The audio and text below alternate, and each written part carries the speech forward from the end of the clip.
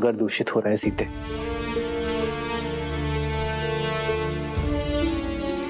आज एक स्त्री को उसके पति ने केवल इसलिए घर से निकाल दिया क्योंकि उसे उसके चरित्र पर संदेह था, क्योंकि किसी संकट के कारण उसे एक रात्रि घर से बाहर रहना पड़ा।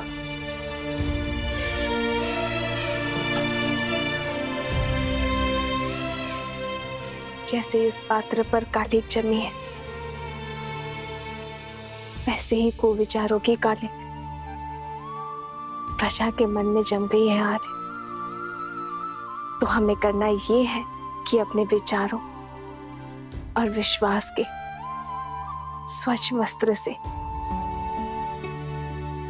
इस कालिक को पोंछना है। जब कालिक साफ हो जाएगी तो हमारी अयोध्या फिर से दमक जाएगी। राम सिया राम सिया राम सिया राम, राम सिया राम सिया राम।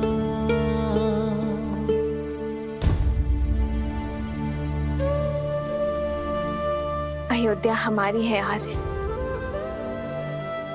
ये नगर हमारा है आर्य।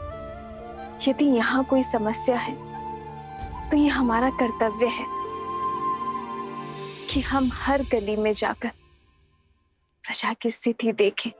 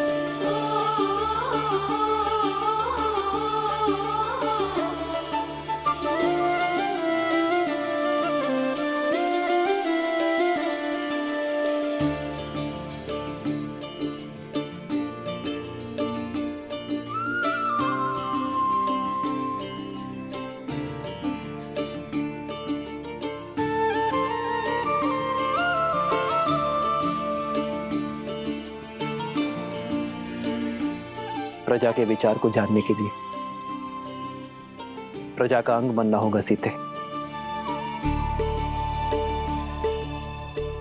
जो एक राजा के आगे अपनी बात खुलकर नहीं कह पाएंगे, वो एक साधारण नागरिक के आगे अपनी बात कभी नहीं छुपाएंगे। प्रतिदिन आप पर गर्व बढ़ता ही जाता है आर्य। आप जितने अच्छे पति और पुत्र हैं, उससे भी अच्छे राजा हैं।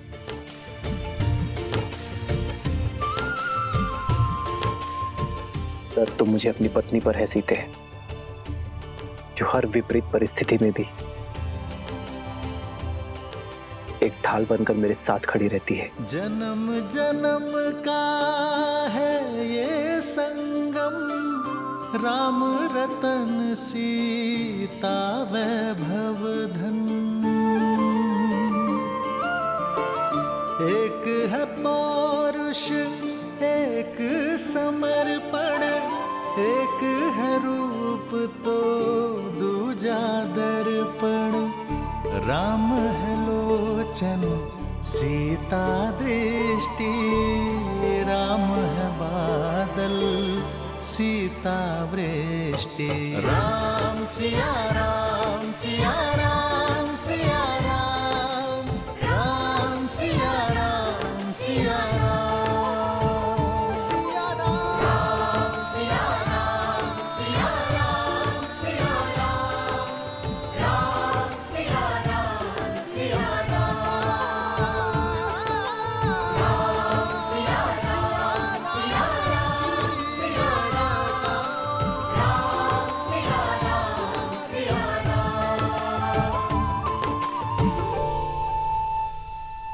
हे महादेव, श्री राम को इस युद्ध में विजय देना, अयोध्या को हर संकट से बचाना।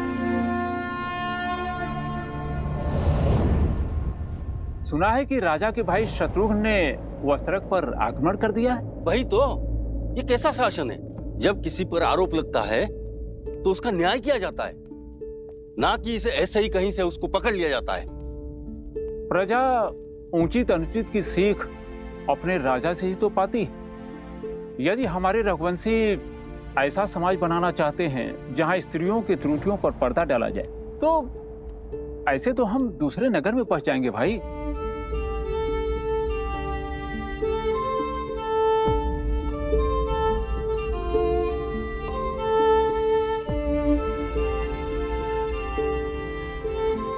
भैया, ये लौकी और कुछ शाक दे देना। सुना है वस्त्रक को राजसभा में बुलाया गया है, कहीं उसका प्रश्न अनुचित तो नहीं? न प्रश्न अनुचित था, न पत्नी का परित्याग। खाने की वस्तुएं भी पवित्र है या नहीं है जांचा जाता है, परंतु पत्नी की पवित्रता कैसे जांचें? पवित्रता का प्रमाण तो खोजना होगा, अन्यथा हम अपनी पत्नी पर संदेह करेंगे और उनसे प्रश्न करेंगे और हमारे भले पूरे परिवार नष्ट हो जाएंगे। जब राज परिवार ने स्वयं ही अनुचित उदाहरण प्रस्तुत कर दिया है तो कोई क्या करे? ये लीजिए भैया।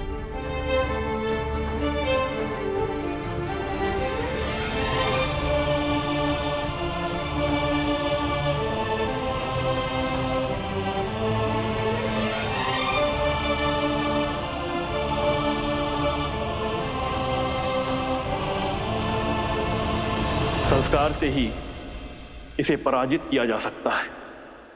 ऐसे संस्कार जो व्यक्ति की चेतना को पवित्र करे और समस्त संसार में संस्कारों को स्थापित करती है, स्त्री शक्ति, अर्थात इस भयंकर असुर को केवल एक स्त्री शक्ति ही पराजित कर सकती है।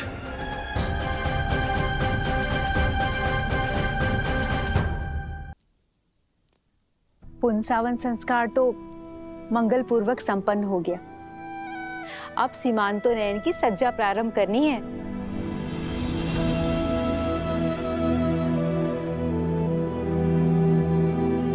सीता,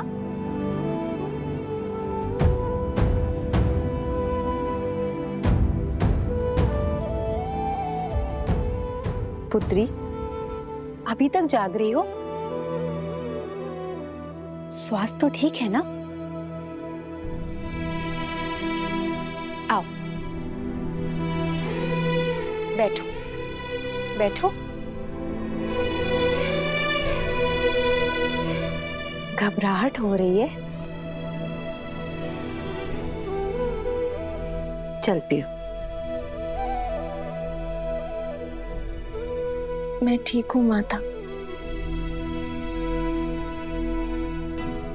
बस श्री राम की प्रतीक्षा कर रही थी। आपके कक्ष में प्रकाश देखा तो यहाँ आ गई। आप अभी तक सोए नहीं? तुम्हारी नींद पति ने उड़ाई है और हमारे पुत्र ने। नींद ही क्या, दादी बनने के आनंद ने भूख और प्यास सब ले लिया है।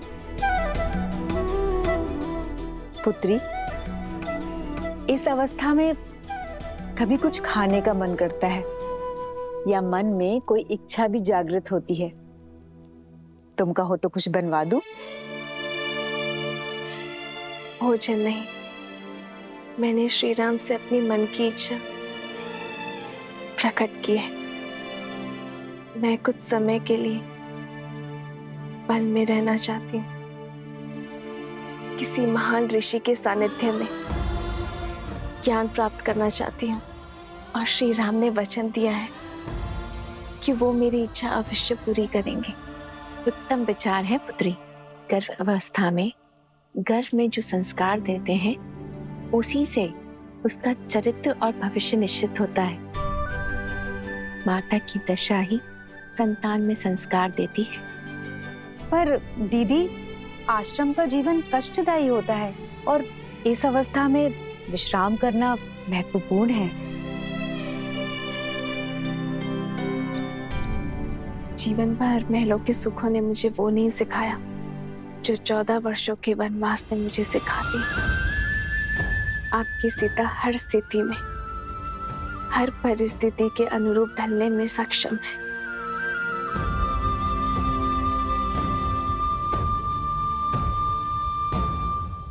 भाइयों, ये सारा दोष इन नाविकों का है, तो धारा पार कराने की आड़ में अपना दूषित खेल खेलते हैं। इसीलिए मैंने तो अपनी पत्नी को घर से बाहर निकाल दिया। अब राजा राम को भी चाहिए कि वो भी उस नाविक को नगर के बाहर निकालें। यही न्याय संगत होगा भाइयों, यही न्याय संगत होगा। ये निर्णय लेने वाले तुम होते कौन हो? हाँ, स्वयं की दृष्टि में दोष है और फल भुगते साधारण नाविक। यदि अपनी पत्नी पर विश्वास नहीं था तो क्यों उसे आने दिया अकेले? अरे सुरक्षा के लिए साथ आना था ना। एक तो चोरी और मुझे डांट दिया। हाथ मत लगाना। तो क्या लाश से काम लूं? मारो। रुकिए,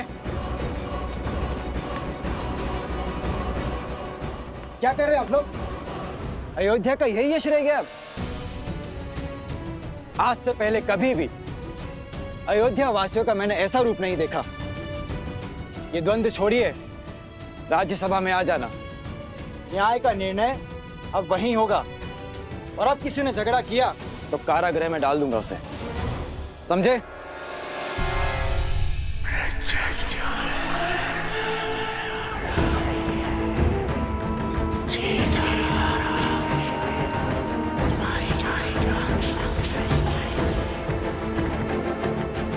कल का दिन में राज्य के लिए बहुत कठिन होगा।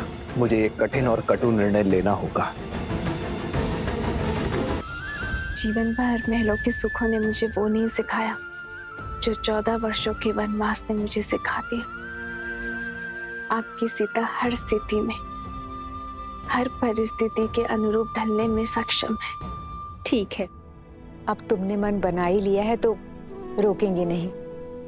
राम से बात करके जाने की व्यवस्था करवाते हैं। किंतु एक चिंता और है माता। आश्रम रिक्त हाथ नहीं जा सकते ना, तो सोच रही हूं कि आश्रम वासियों के लिए क्या उपहार लूं। तुम निश्चिंत रहो, कल उपहार की भी व्यवस्था हो जाएगी।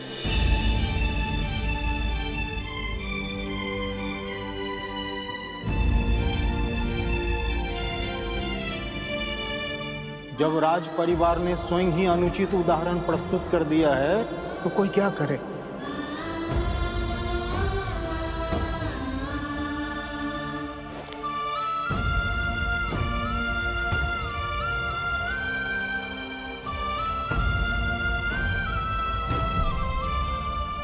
जब मन पर भार हो तो कितने भी दिए बुझा लो, अंधकार कर लो, निंद्रा नहीं आती आर्य।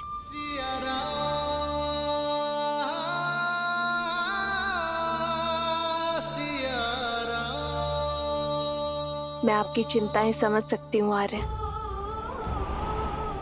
आपकी प्रजा, आपके राज्य और सीता की चिंतन आपको विश्राम नहीं दे रहे।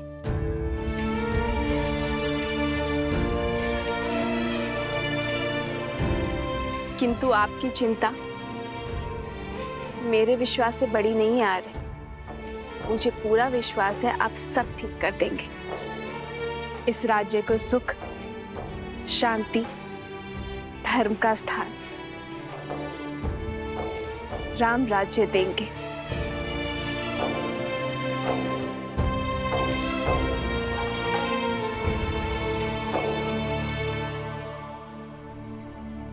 ये आंसू भी ना कभी भी झलक जाते हैं।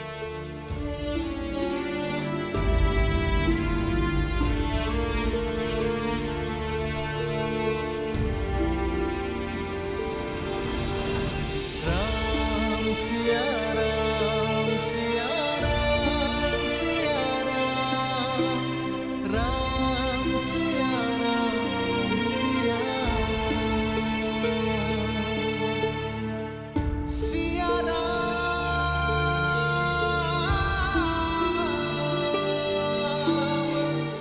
सिया राम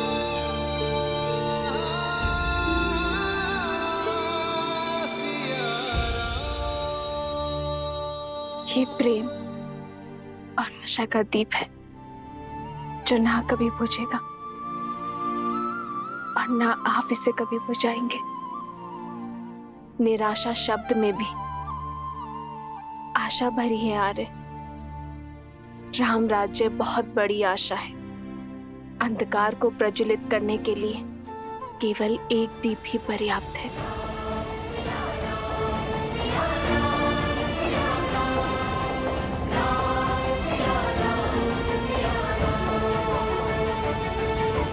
सियावर रामचंद्र की, सियावर रामचंद्र की, सियावर रामचंद्र की, सियावर रामचंद्र की, सियावर रामचंद्र की, सियावर रामचंद्र की।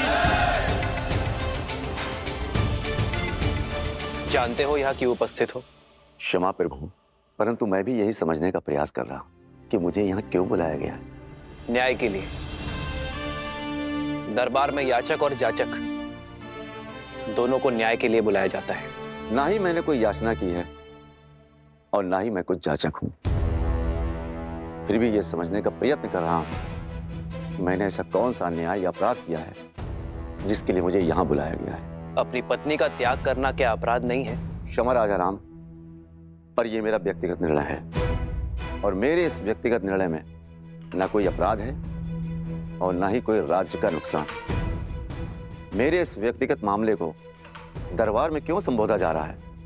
क्या आपके राज्य में स्वतंत्रता नहीं है व्यक्ति को अपने अपने निर्णय लेने के लिए? उद्दंडी वस्त्रक। लक्ष्मण,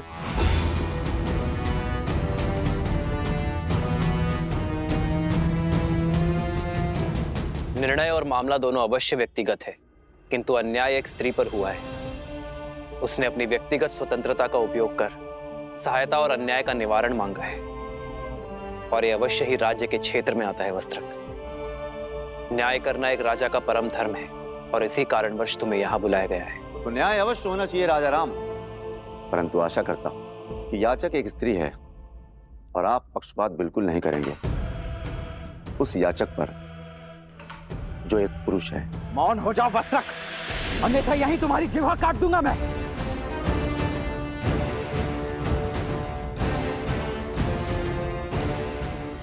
राजकुमार, आपके पास सत्ता है, शक्ति है और मेरे बचाव के लिए मेरे पास शब्द ही हैं। यदि आप मेरी जीवा काट देंगे तो मेरे ऊपर हो रहे अन्याय का मैं निवारण कैसे कर पाऊंगा?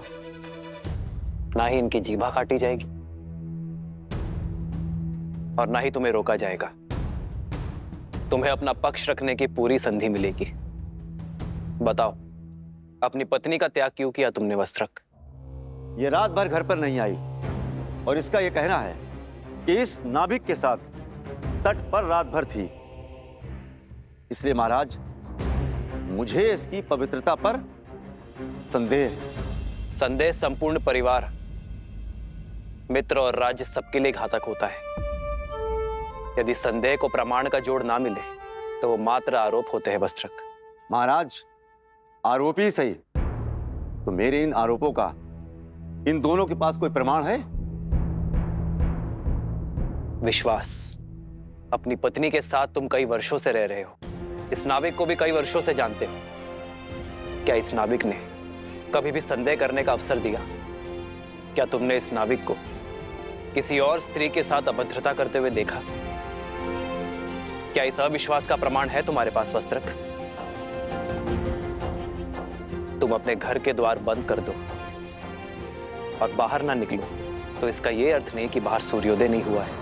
वही तो राजा राम, द्वार बंद कर कर घर के भीतर बैठो, इससे यह भी तो नहीं कहा जा सकता कि सूर्य पर ग्रहण नहीं लगा है। और फिर महाराज, ये तो स्वयं स्वीकार कर रही है कि ये इस नाविक के साथ थी। फिर इस बात का क्या प्रमाण है कि इनके बीच कुछ घटित नहीं हुआ?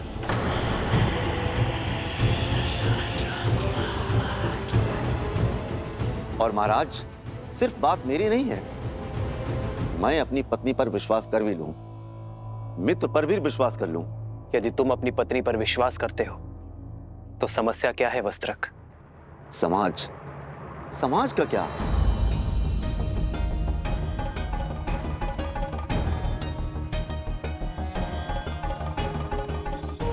यही समाज जो अपनी बातों से मेरा घर फूकेगा, अपने कटाक्षों से मेरे संबंधों पर लांछन लगाएगा, यहां तक कि मेरी संतानों तक को ताने मारेगा, उल्हाना देगा।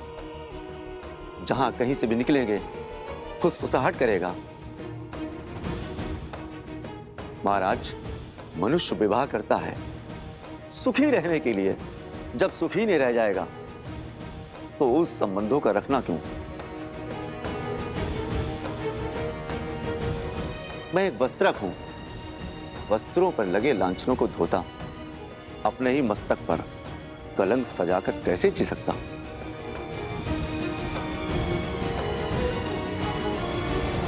जिसे तुम कलंक का नाम कह रहे हो वो मात्र भ्रम भी तो हो सकता है वस्त्रक। कैसा भ्रम राजा राम? नाभिक से पूछिए। यदि मैं उसकी पत्नी के साथ रात भर अकेला रहता तो वो मेरे बारे में क्या सोचता? पूछिए मेरी पत्नी से। यदि मैं पर स्त्री के साथ रात भर बाहर बिताकर आता तो क्या मेरी पत्नी मुझ पर विश्वास करती? पूछिए इन सभाजनों से, यदि उनकी पत्नियां रात भर किसी और के साथ रहती क्या वे स्वीकार करती? यदि ये स्वीकार भी कर लेते तो क्या ये समाज तभी आवाज में बात नहीं करते, कलंकित नहीं करते?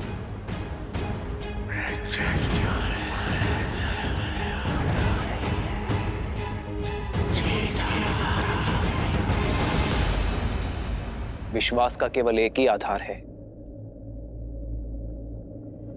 प्रेम। यदि प्रेम सत्य है तो अविश्वास कैसा? यदि प्रेम है तो विश्वास क्यों नहीं? क्षमा करना महाराज, समाज के शब्द रूपी बाण सबसे पहले सुख पर वार करते हैं और फिर प्रेम पर प्रहार करते हैं। मैं किसी उच्च पद पर विराजमान नहीं हूं और ना ही कोई बड़ा सेठ हूं जिससे लोग भय से या सम्मान से चुप रहेंगे। मैं तो एक मामूली वस्त्रक हूं। वस्त्र धुलने में कोई कमी रह जाती है तो कोई कुछ भी सुनाकर चला जाता है। हो सकता है मेरी सोच अनुचित हो और यह भी हो सकता है कि मेरी पत्नी पवित्र हो, पर मैं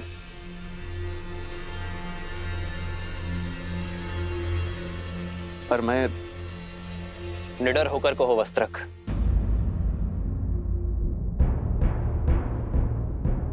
मैं मर्यादा पुरुषोत्तम राम नहीं हूं।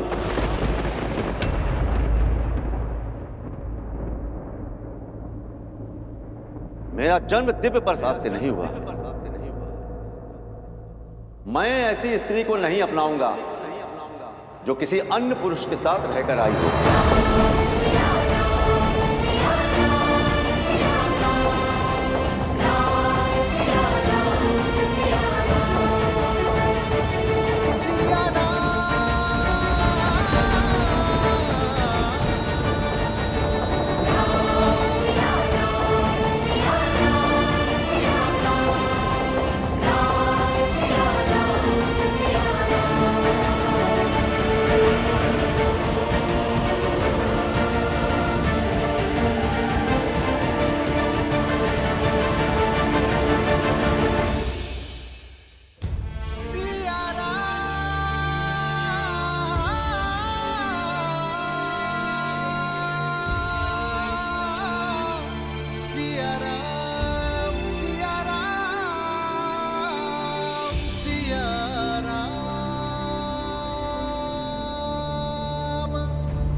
यदि हमारे रघुवंशी ऐसा समाज बनाना चाहते हैं जहां स्त्रियों की त्रुटियों पर पर्दा डाला जाए तो ऐसे में तो हम तो दूसरे नगर में बस जाएंगे। जब राज परिवार ने स्वयं ही अनुचित उदाहरण प्रस्तुत कर दिया है तो कोई क्या करे? मैं एक वस्त्रक हूं।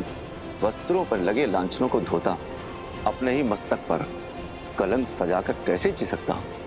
पूछिए इन सभाजनों से, यदि उनकी पत्नियां रात भर किसी और के साथ रहती क्या वे स्वीकार करती? मैं मर्यादा पुरुषोत्तम राम नहीं हूं। मेरा जन्म दिव्य प्रसाद में नहीं हुआ है। मैं ऐसी स्त्री को नहीं अपनाऊंगा जो किसी अन्य पुरुष के साथ रहकर आई हो।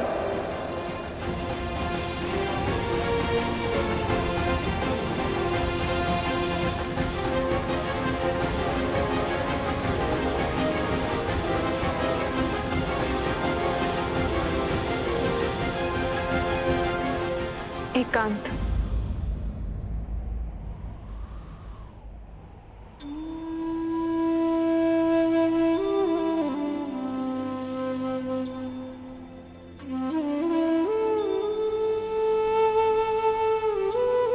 चरित्र का प्रमाण जो लंका में दिया, क्या वो अयोध्या में भी देना होगा आर्य? अग्नि परीक्षा।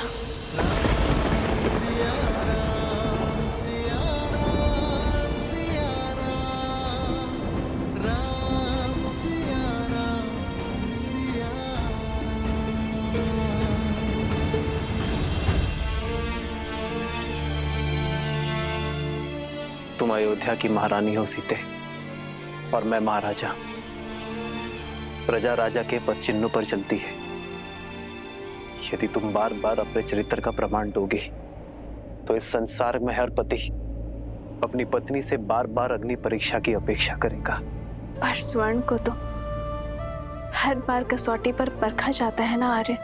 पर हर धातु स्वर्ण नहीं होती सीते। हर कोई मेरी सीता की भांति पूर्णतः पवित्र और दोष रहित नहीं होते।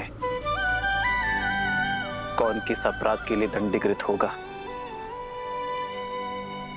ये केवल अग्निदेव जानते हैं सीते, साधारण मानव नहीं।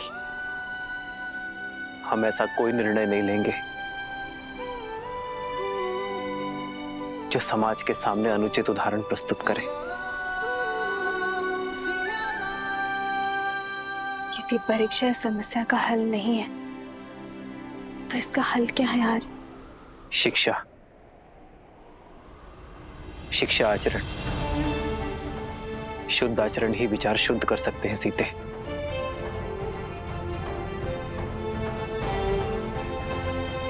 मैं नहीं जानता सीते कि अपने समाज को कैसे शिक्षित करूं, कैसे अपनी प्रजा के मन में उठ रहे प्रश्नों को रोको। वो प्रश्न जो उनके नेत्रों में दिखते हैं जब वो मुझे देखते हैं। धनिक सोच यार, जब तक मैंने स्वर्ण मृग नहीं देखा था तब तक मुझे उसके पाने की इच्छा नहीं थी। अर्थात अर्थात जो नेत्रों को दिखता है वही मन को विचलित करता है आर्य, और जो नहीं दिखता उसके विचार भी नहीं आते और उस पर प्रश्न भी नहीं उठते।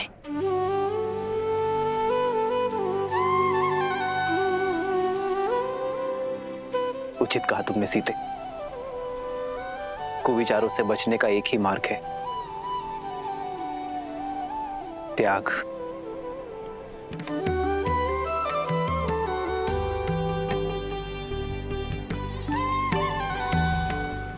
हम दोनों अपने राज्य का परित्याग कर देंगे तो ना ही कोई प्रश्न उठेंगे और ना ही कोई उत्तर की अपेक्षा करेंगे।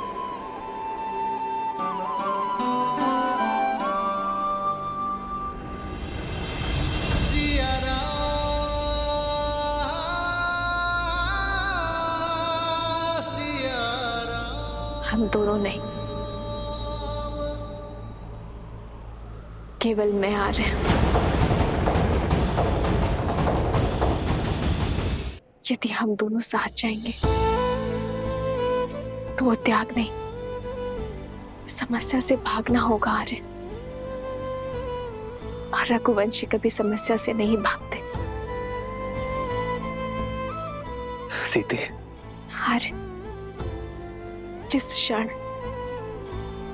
महाराजा राम महारानी सीता को त्यागेंगे उसी क्षण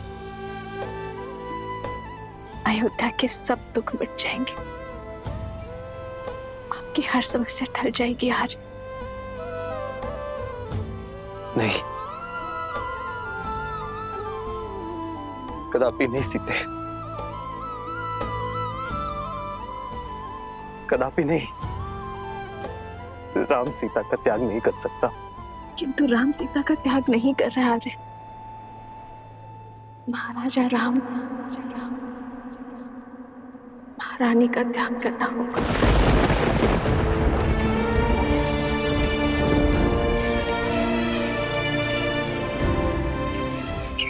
सारा राम पर उत्तरदायित्व है आर्य। रघुकुल की विरासत, अयोध्या के उत्थान का, यदि श्री राम ने ये सिंहासन छोड़ा तो अयोध्या में उत्तरदायित्व को छोड़ने का परंपरा बन जाएगी आर्य। आर्य, आपका वो वचन टूट जाएगा जो आपने अयोध्या को दिया, इस सिंहासन को दिया और अपने पूर्वजों को दिया।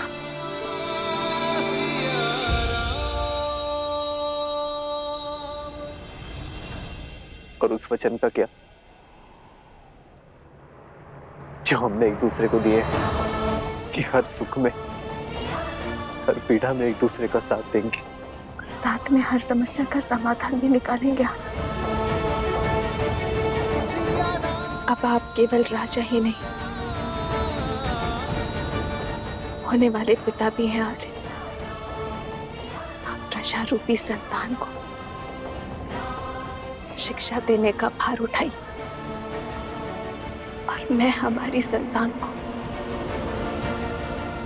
संस्कार सिखाऊंगी आर्य।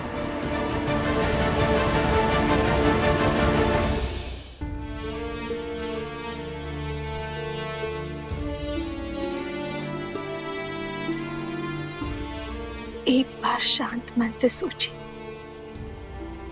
जो समाज, जो प्रजा मुझ पर, इस पर इतने लांछन लगाने को तत्पर है, उस समाज के बीच हम उसे संस्कार कैसे दे पाएंगे आर्य? यही पिता धर्म की पुकार भी है, यही राजा कर्म की ललकार भी है। हमें ये त्याग करना होगा। कैसे करे भवपार ये राम, राम सिया राम सिया राम। कैसे करे भवपार ये राम, राम सिया राम सिया राम। महाराजा राम को महारानी का त्याग करना होगा। एक बार शांत मन से सोचिए, जो प्रजा मुझ पर, इस पर इतने लांछन लगाने को तत्पर है, उस समाज के बीच हम उसे संस्कार कैसे दे पाएंगे आर्य? यही पिता धर्म की पुकार भी है, यही राजा कर्म की ललकार भी है। हमें ये त्याग करना होगा आर्य।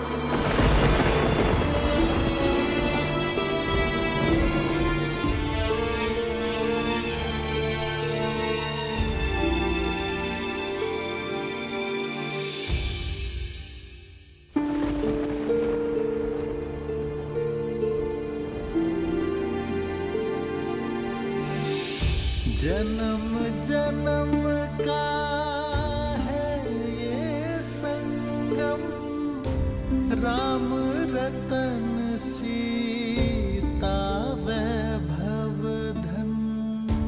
राम है लोचन सीता दृष्टि, राम है बादल सीता वृष्टि।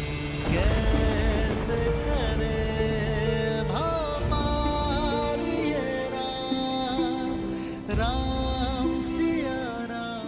राजा की आंखों में अश्रु तो प्रजा की आंखों में अश्रु कैसे देख सकेंगे आर्य? ये राम के अश्रु है सीते, राजा राम के नहीं। तो ये सीता का वचन है, शीघ्र ही समय आएगा अयोध्या से हर मलिनता नष्ट हो जाएगी जब हमारी संतान के लिए यहाँ आना शुभ होगा, जब राम राज्य एक बार फिर राम सीता को साथ देखेगा। प्रारब्ध के लिखे इस वियोग को हम प्रयास से एक बार फिर संयोग में बदल देंगे। रूठे से लगते सांसों के धागे, भीगे ये नैना सोए न जागे, तन से प्राण विलग हूँ जैसे सिया से राम अलग हूँ कैसे। सिया राम, सिया राम, सिया राम, सिया राम, सिया राम।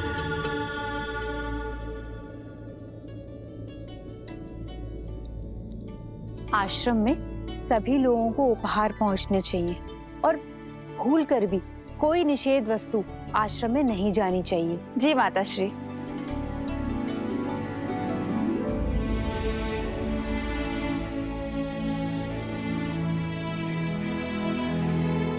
दीदी, दीदी आप आ गए। अब आप आ गए हैं तो एक दृष्टि डाल लीजिए, सब उचित है ना? देखिए मैंने फल यहाँ पे रखे हैं और आपके वस्त्र यहाँ अलग से रख दिए हैं। महारानी, ये वस्त्र सज्ज हैं।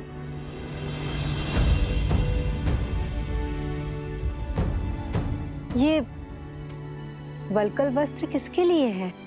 माताश्री, कदाचित आश्रम की साध्वियों को भेंट करना चाहती हैं सीता दीदी, है ना दीदी? ये वस्त्र मेरे लिए है।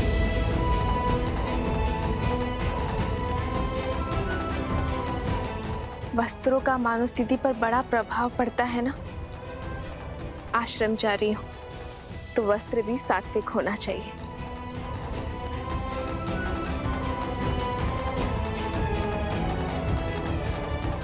किंतु तुम अयोध्या की महारानी हो सीता। ये एक महाराज का ही सुझाव है माता। जब तक मैं आश्रम में रहूं तब तक वहां की गरिमा बनाए रखूं, यही वस्त्र धारण करूं। माता, वहां एक महारानी नहीं, श्री राम की संतान की होने वाली मां जा रही है। मेरा उद्देश्य ज्ञान प्राप्ति है, अपने लिए और अपनी संतान के लिए। जब तक तन और मन से राजसिक प्रवृत्ति नहीं त्यागूंगी तब तक सात्विक कैसे ग्रहण कर पाऊंगी मैं?